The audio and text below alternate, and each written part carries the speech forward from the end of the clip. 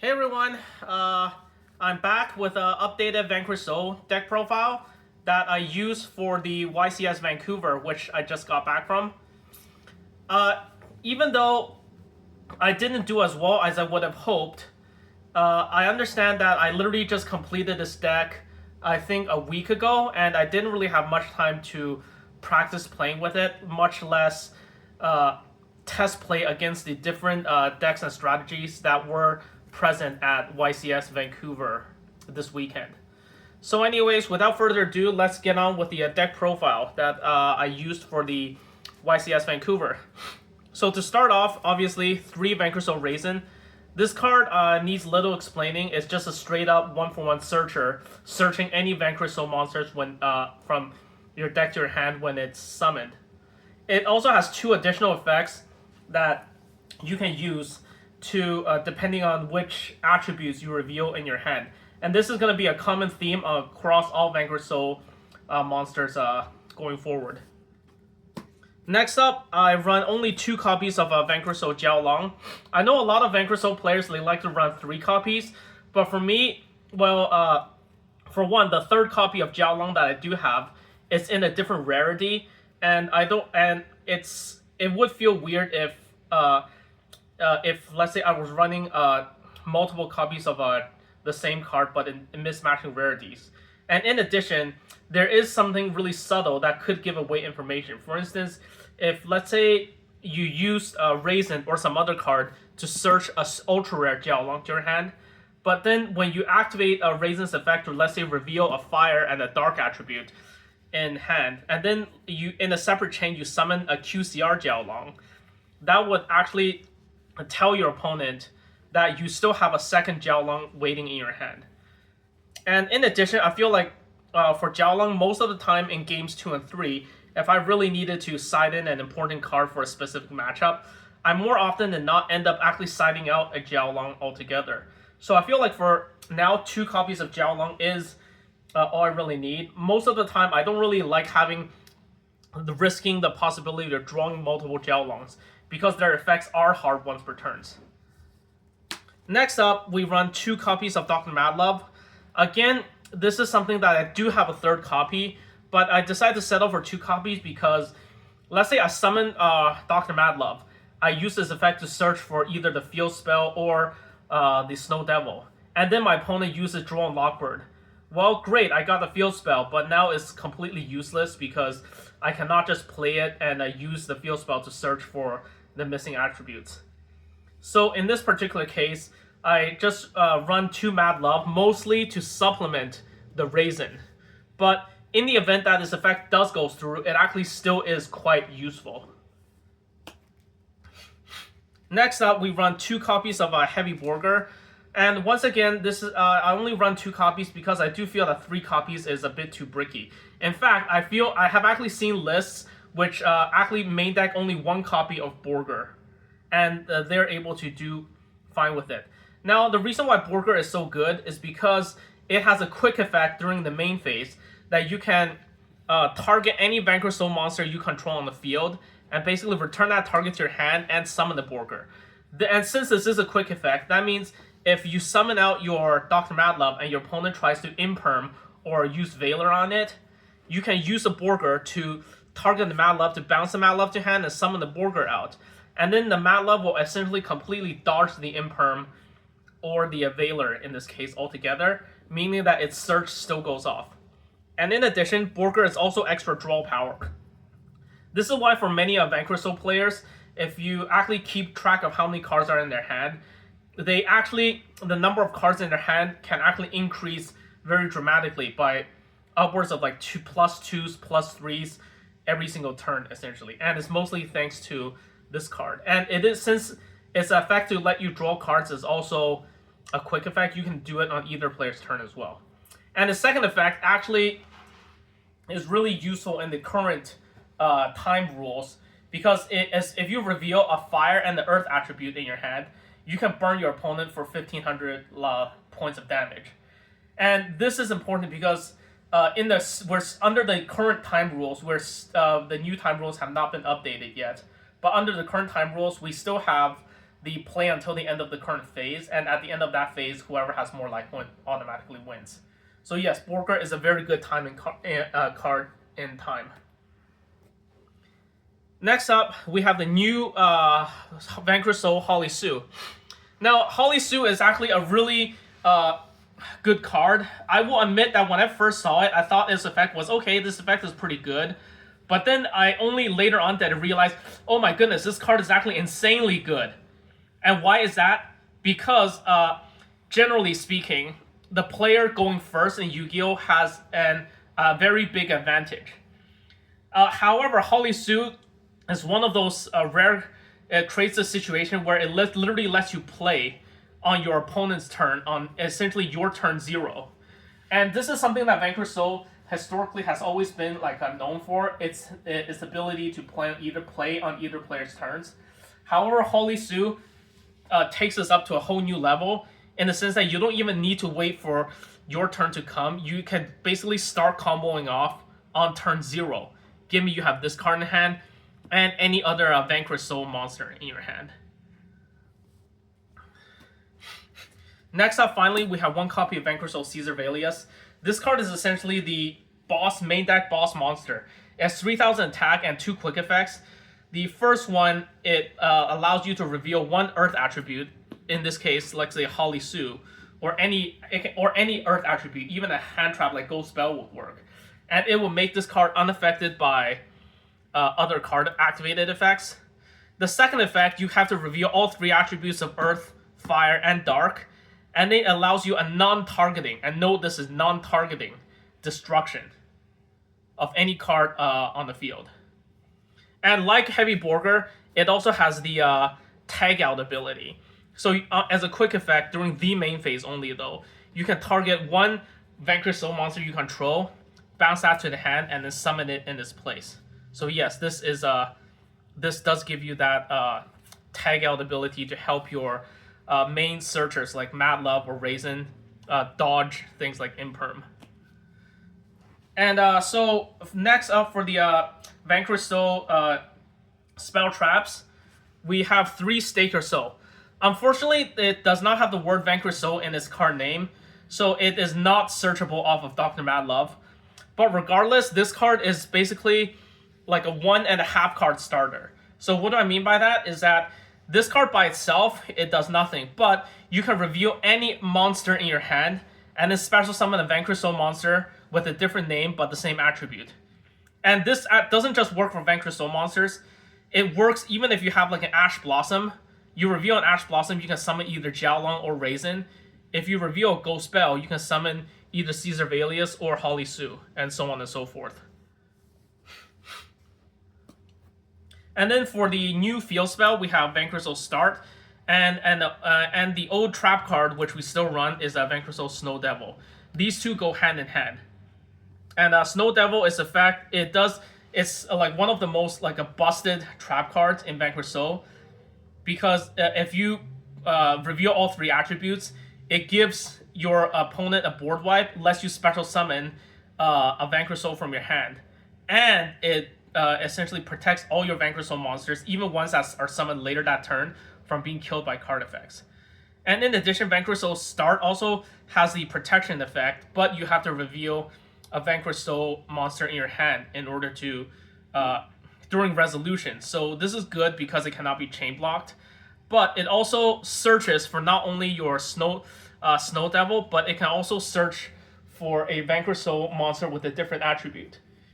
In other words, if you normal summon Dr. Mad Love and use it to search your Vanquish Soul Start, you can play the Start, use the Start to target the Mad Love, and then since Raisin is a fire and Mad Love is a dark, you can add Raisin to your hand.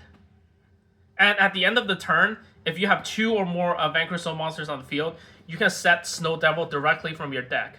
And note that since it's being set directly from the deck and not added to your hand first, this effect cannot be negated by something like an Ash Blossom. So that's it for the Vanquish Soul portion of the deck. Now let's move on to the K9 version of the deck. To start off, we have the 3 copies of K917 Izuna. This is one of those level 5 monsters that can be summoned by multiple methods. For instance, this first summon ability says that if your opponent controls has two or more cards in their hand, you can normal summon it without tributing. And yes, you don't have to tribute, but this still does eat up your normal summon. So the second method of summoning it is to wait for your opponent to activate a card effect, a monster effect specifically, in the hand or graveyard. So if your opponent activates, let's say, a hand trap because, let's say, you summon Raisin, your opponent use Ash Blossom to negate your Raisin. Well, guess what? Now your K9 Izuna is live. You can actually just special summon it from your hand. And note that this is a quick effect, meaning that if your opponent did this on their turn on your turn 0, you can still special summon Izuna, just like this. And in addition, the third effect of Izuna basically says that it's almost like an Armageddon Knight, in the sense that as soon as it's summoned onto the field, you can send one K9 monster from your deck to your hand. And usually the K9 monster you will send is K9 00 Lupus. So why is K9 00 Lupus? We only run one copy of this, but why is it really good? Because like Izuna, it has that ability where if your opponent activates a monster effect in the hand or graveyard this turn, you can special summon it from your hand or the graveyard. So what does this mean? Let's say your opponent, let's go back to the previous example where you just summoned your Vanquish or Raisin, your opponent used Ash Blossom. So in this case, you can special the Izuna from your hand, use the Izuna's effect to send Raisin from the Lupus from your deck to the graveyard. And since your opponent has activated the Ash Blossom this turn, Lupus can automatically summon itself. And the second effect of Lupus is that it's a quick effect that can only be used on the opponent's turn. But it allows you to immediately after this effect resolves, allows you to Exceed Summon into Exceed Summon using it. And note that it does not specify that it has to be even a rank 5 Exceed monster. So why is this important? This is important because now, if let's say Lupus is the only card you control, you can literally go into like Super Star Slayer Typhon on the opponent's turn, which is insane. But more often than not, the ideal thing to do would be to overlay these two for a rank 5, and if this is turn 0, see if you can use that rank 5 to negate one of your opponents, or like somehow use that rank 5 if it has a quick effect to disrupt your opponent from playing. So that's it. This is for the K9. In addition, other K9 cards I run include 3 K966A Jokuo. This card basically is a free special summon from the hand, except it special summons itself and another level 5. And note, it says level 5, it doesn't say level 5 K9 monster. Which means that if, let's say, you have Jokuo in hand, and you have, let's say, a Holly Sue, or even if you have a Jiaolong in hand, your Jokuo is fully live. You can use Jokuo, special summon Jiaolong, or you can use Jokuo to special summon Holy Sue.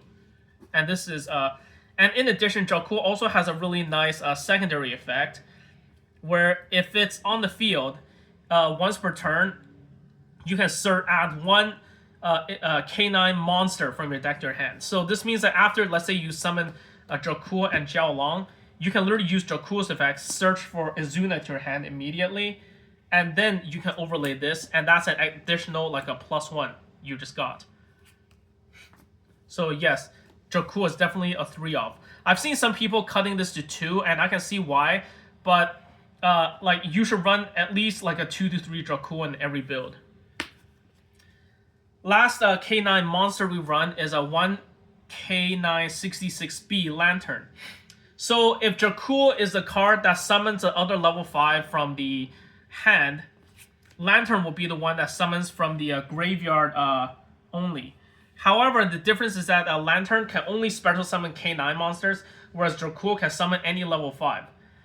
So in this particular case, if you have, let's say, Jokuo in the graveyard and Lantern in your hand, you can activate Lantern to target Jokuo and special summon both of these. So in this particular case, this is treated as both monsters summoning at the same time. You are not technically summoning this first, and then this is summoned in a separate chain. That's not how it works. So why is this important? Because if your opponent has something like a Perulia or Fuelos or something that allows them to draw cards, whenever you special summon a monster, they'll technically only get one draw because these two summons are considered simultaneous. So in addition, while I mentioned that Joku searches for other monsters, Lantern has the opposite effect in that searches for K9 spell traps. So what do you mean by that? Which means that if you have Joku and Lantern on the field, you can use Joku to search for your Izuna, but you can also use your Lantern to search for either Case of K9 or the K9 X Force release. So Case of K9 is another one of those like Rota-esque spell cards in the sense that if you activate it, you automatically add one K9 monster from your deck to your hand. So in this case, you can activate this and search for any one of these four. However, it also has two other effects where if your opponent activated a monster effect in their hand or graveyard this turn, during this battle phase, all your K9 monsters go plus 900 attack. And that can actually make a huge difference between being able to OTK your opponent and push for game, or leaving your opponents on low life points but still alive and giving them another turn. So this card can help with going for game. And the other effect is that it's a floater effect, in the sense that if it's destroyed by a card effect, basically you can search the K9 Force X Force release from your deck, or you can reset it from the. You can bring it back from the graveyard. Basically, set it from the graveyard to the field, or if it's in your deck, you can basically set it from the deck directly, which means it also dodges things like Ash Blossom as well. So yeah, that's it for the K9 engine. It really supports like the whole rank 5 Exceeds engine as well. Next up for the hand traps now, 3 Ash Blossom because it's a fire attribute. Full Loss is mandatory this format because every deck like mass spams monsters from the extra deck or from the deck.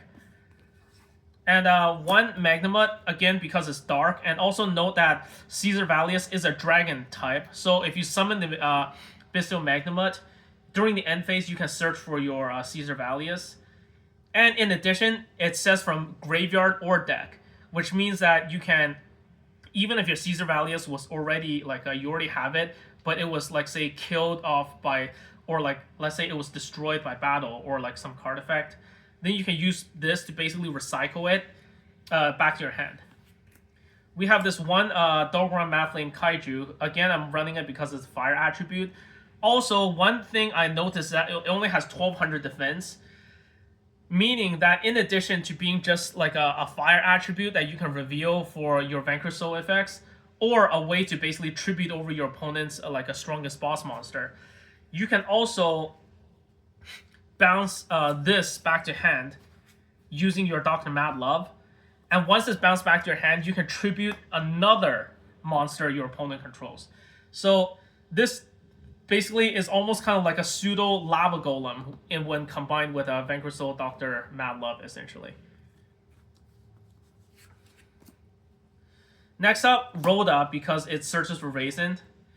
Triple Tactics Talent, because again, like in the current format, it's actually pretty expected for the opponents to be comboing off on turns, comboing off or playing on their opponent's turns on turn 0.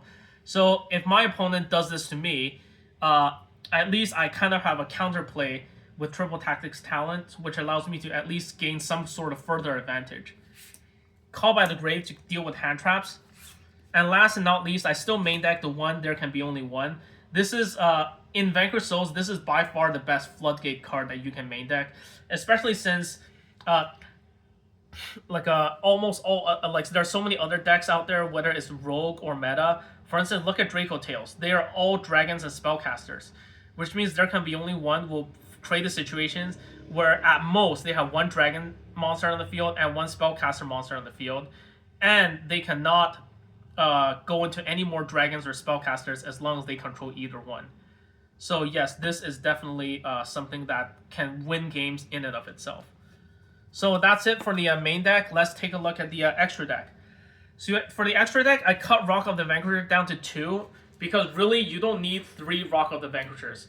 Most of the time, 2 Rock of the Vanquishers is all you need to go into. And I also run 1 copy of SP Little Knight, because it does deal with those problematic floodgates. For instance, if let's say my opponent has a similar floodgate to this, except it's Rivalry of Warlords or Gozen match, my deck won't be able to play under something like Ghost and Match. But if I can, let's say, link let's say 2 darks into SP Little Knight, I can use SP Little Knight to banish their Ghost and Match, for instance. So that's it for the link monsters. And as I mentioned before, Vanquish Soul K9 is being transitioning into a more of a rank 5 Exceed spam that has the ability to combo during either player's turn. But since we are still more of an Exceeds deck now, I run 1 Typhon and 1 Zeus. Again, Typhon can be made by Lupus on turn 0 during the opponent's turn, which is really cool. Zeus, again, like if I can, depending on how many materials I can stack under it, its effects not only is it not once per turn, it's not even once per chain. So I can just keep detaching materials from it, even if my opponent keeps trying to Veiler, Imperm, or like use Ghost Mourner on it. So that's really good.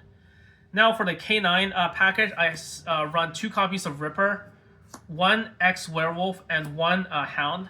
The Hound is the one that's the most debatable, and I see many people cutting this. I can see why. But the Ripper, what it does is that, first of all, it's one of those Exceeds monsters that you can detach to search. So you can search for any K9 card, monster or spell trap, it doesn't matter. And in addition, it also has an effect that it says it can detach 1 material to negate any monster effect that activates in a hand or graveyard. So basically, you know what this means? This means that, like, if you manage to get this out by the 5th summon, you are pretty much Nibiru proof. Because your opponent tries to drop Nibiru, you can just say, okay, I'm going to detach a material from this to negate your Nibiru, and I can continue comboing. And the scariest thing about this, you would think your opponent would just say, okay, why not just use something like an Infinite Impermanence or Veiler to negate it as Chainlink 3 when they try to negate your Nibiru? And the answer to that is Lupus. So one special ability of Lupus that I did not mention previously is that in addition to allowing you to Exceed summon on the opponent's turn, it also protects the summoned Exceeds monster from targeting, which means that if you summoned K9 Ripper using Lupus and your opponent tries to Nibiru on you right then and there, and you use Ripper to negate, even if your opponent had, let's say, a Veiler or an Imperm in their hand ready and waiting, they cannot use the Veiler or the Imperm to target the Ripper, because Lupus says that the Exceed summon monster using it as a material cannot be targeted, period. So yeah, that's it for the K9 engine. The K9X Werewolf is also a really cool card because in addition 3,300 attack basically means that it can beat over any boss monster. But in addition, it also has a quick effect that allows you to interact with your opponent during their turn as well, which is pretty neat. Next up, we have the Masquerade package. We have the Nash Knight, the Chaos Exceeds Nash Knight. We also have the Umbral Horror Masquerade and the 104 Masquerade. These 4 cards basically go hand in hand, and essentially it creates a situation where it can potentially have your opponent's life points and like rip a card out of their hand, all off of 1 negate as well. And finally, last 2 card we play is this one. I seriously think this card is on the ban list radar because of how degenerate it is. And also we have 1 Valen, the Super Sai Sky Blaster. This card is like a double Book of Moon, and it's also a quick effect and is generic as well. So I figured, hey, it's so easy to make, and I can make it on the opponent's turn because of the Lupus effect, so why not? And this one, I did not make this weekend at all, but if I had been able to make it, I do feel that a lot of the games which I ended up losing, I could have easily won instead. So that's it for the extra deck. Now to the side deck. 2 Pankratops. This needs little explaining. It's a free special summon. Almost like a Cyber Dragon kind of effect. And in addition, it's also a quick effect to tribute itself and pop. And it's 2,600 attack. So essentially, against a Yummy player, if you have Pankratops in hand, you can special Pankratops, try to run over one of their cards by battle. They'll probably use one of their spell traps to try to quick play spell traps to try to get rid of this. But if they do that, you can tribute this to try to pop another card, and they'll be forced to use their other negate to like negate as well. So off of this one card that doesn't even eat up your normal summon, you basically play through 2 disruptions, and in main phase 2, you still have your full combo. So yeah, I was debating between this and Metatronus, but I feel like Metatronus is slightly better in the mirror match, but Pancratops is much better overall in general. So after heavy debate, I decided to go Pancratops, and know that Pancratops is an Earth attribute as well. So from an attribute perspective, it can have some synergy with the Vanquish Soul cards. Next up for the side deck hand traps, 3 copies of Motarmi Purulia. This is similar to Fuelos in the except it allows you to draw cards when your opponent normal or special summons from the hand. This is actually really good for the mirror match, since Vanquish Souls, they don't have to exceed summon or link summon during their turn when you draw Fuelos against them. But if you draw Purulia against them, they would still inevitably have to summon from hand in order to proceed. So yes. 1 Feather Duster just to clear out those nasty like back rolls. And next, we have 3 Thrust. And for the Thrust, what can we search for with this? We can search for the 3 Dark Ruler No More and 3 Evenly Matched. And these are like 2 playsets of cards that I feel like could be potentially good in any format. And especially this format, since with Malice running around, people aren't really expecting other players to be side decking Evenly Matched. So as a result, this is one of those cards that the more unexpected it is, the more powerful it is. And no matter what, it's still kind of like a pseudo board wipe when going second, and all it costs you is your battle phase. I think that's a very, very good trade-off. So yeah, this is my deck profile. I will, depending on how many likes this video gets, I will probably upload a second combo tutorial list, video sometime next week. So stay tuned for that. Thanks for watching, guys, and I'll see you all in the next video.